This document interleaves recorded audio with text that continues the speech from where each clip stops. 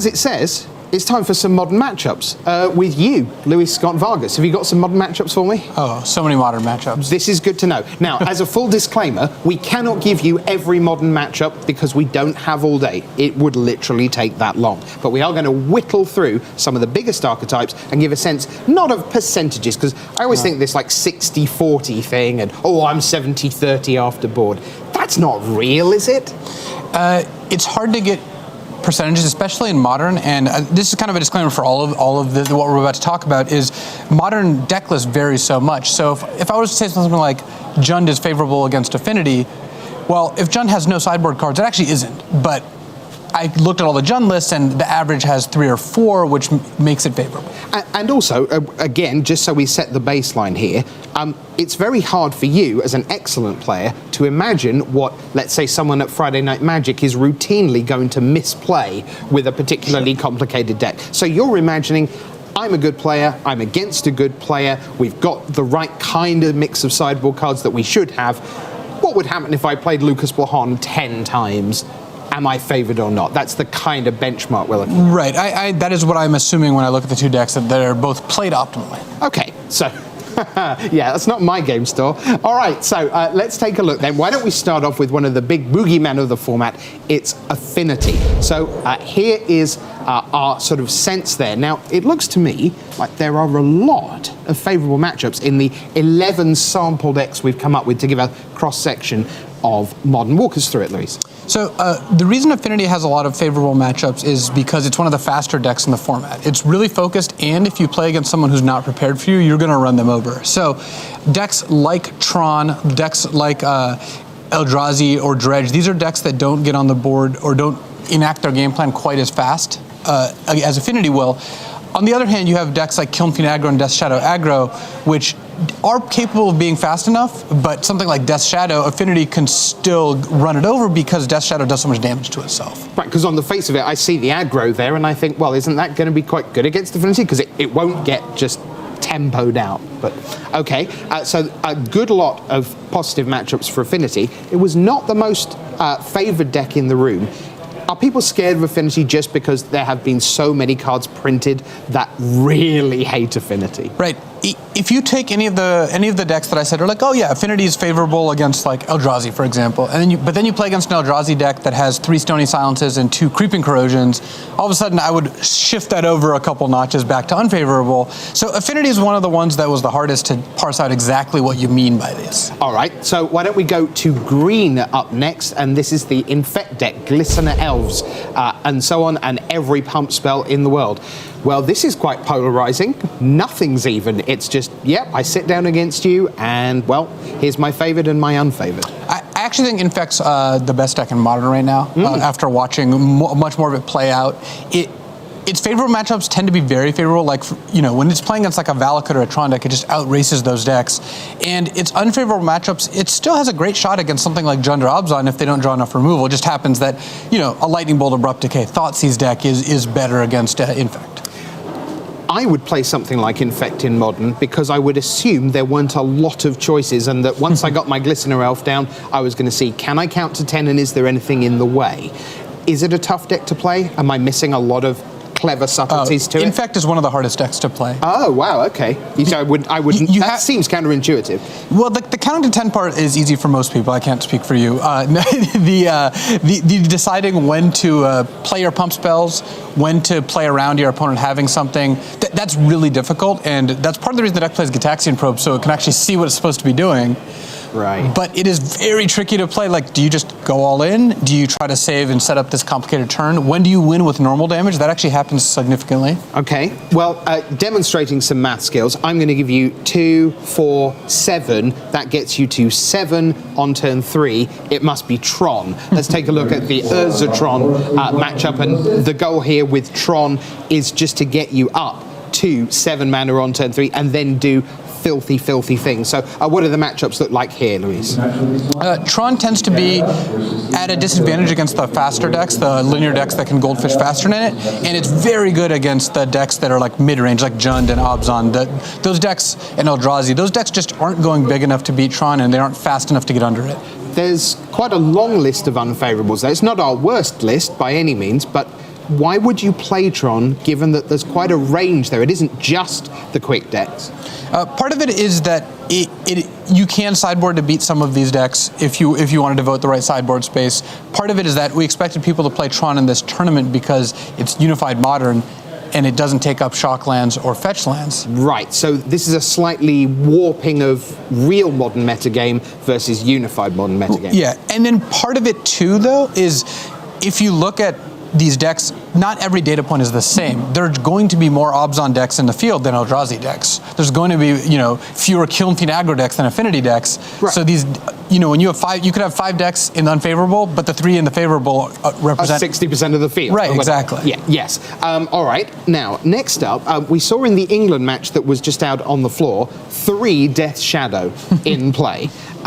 Didn't do them any good, but Death Shadow Aggro is one of the most fun and scariest decks out there. Let's take a look at those matchups for you. So, and you're going to notice these are just a lot of these slides are mirrors of each other, because if I say Death Shadow Aggro is favored against Tron, then Tron's therefore unfavored against Death Shadow Aggro. And here you see Death Shadow preying on the slower decks like Tron, like Valakut. They just don't get their engine set up in time. Is Death Shadow Aggro the fastest thing in the format, potentially? INFECT and Death Shadow Aggro are probably the 2 fastest decks. And which one is faster? I'd say INFECT's like slightly faster, but they both have about the same goldfish turn. If people are thinking of playing Modern and they don't yet have a deck, is Death Shadow Aggro something you'd recommend for someone just getting into the format? I wouldn't. And the main reason is I think this is the hardest deck to play in Modern. Okay, why? You have to manage so many different things at the same time. You have to manage your life total. Death Shadow needs you to be at fewer than 13 lives in order to just even play it. You have to set up turns involving Team or Battle Rage become immense. You have to fetch for the right lands. It's a deck that operates on sometimes just 1 or 2 lands per game. Making sure you have the right ones is important. And you have so much information. You have Gitaxian Probe, so you know their hand. You have Mishra's Bauble, so you often know the top cards. And you have to then decide when you want to use all these cards. So it's almost like the information overload is there for you. It's not just I'm focusing on my hand and the board. I'm focusing on my hand and my life and this and you and there. All right. You're just tinkering with all the metrics. And I don't want to scare you away from the deck because I think it's legitimately a very good deck. It is just one of the ones that I would recommend more practice rather than less. All right. Now, the next deck I'm super interested in because it's ELDRAZI. Let's put that up for you and take a look. We almost ran out of space here, Luis, on the unfavorable. And yet, we knew coming into this tournament that banned ELDRAZI was going to be a really big deal. That doesn't seem like those two things line up. So walk us through all this hideous row of unfavorableness. Well, part of it is that Jund, ABZAN, and Burn represent a fair bit of the metagame. So those decks are bigger than a lot of the decks in the unfavorable column. The other part is that ELDRAZI is in a good position of, it's got access to Noble Hierarch, sometimes Birds of Paradise, and white mana. So it has all the best sideboard cards and can play them in a timely manner. So you can very easily move any of those unfavorable decks into the favorable column if you want to devote enough sideboard space. I think another fun thing about ELDRAZI is that there are a lot of very powerful cards in Modern, but they're not immediately obvious that they're super powerful. Like if you kill a 3 toughness creature with a lightning bolt, that feels good, but their card died, your card died. But when you play with ELDRAZI, you feel like you're doing something pretty nuts. Every time you draw 1 or 2 ELDRAZI temples, you feel like you're breaking the rules, because you kind of are. It's a 2-mana land. Yeah, exactly. Talking of lands that break the rules, why don't we take a look at Valakut, because that's up next. This is one of my favorite lands of all time, and here is the Valakut list. Now, this deck comes in various guises. Some people call it Titan, Shift, and so on, but the Valakut bit is pretty fundamental. Yeah, so this kind of represents the red-green deck that wants to get Valakut, the Molten Pinnacle, into play, and then use Primeval Titan and Scape Shift to accumulate enough mountains to kill the opponent. It tends to be great against the mid-range decks. It's similar to Tron in that regard. The reason it's a little bit better against Affinity than Tron is that it has access to Anger of the Gods, Ancient Grudge, Lightning Bolt, and it can speed itself up a little bit. Modern is a format of unfairness. Here's the deck that's allegedly kind of fair. It's Jund. So black, red, green, fair all the way, Luis. It's very fair. It actually, you'd expect Jund and ABZAN to have more even matchups than other decks. And it's one of the decks that, again, you can tinker with very, very well, because you can modify it. If you want to put, 4 Leyline of the Voids and a Ravenous Trap in your sideboard, Dredge is going to go from unfavorable to favorable. And Jund, you really have to get the metagame right. Fair enough.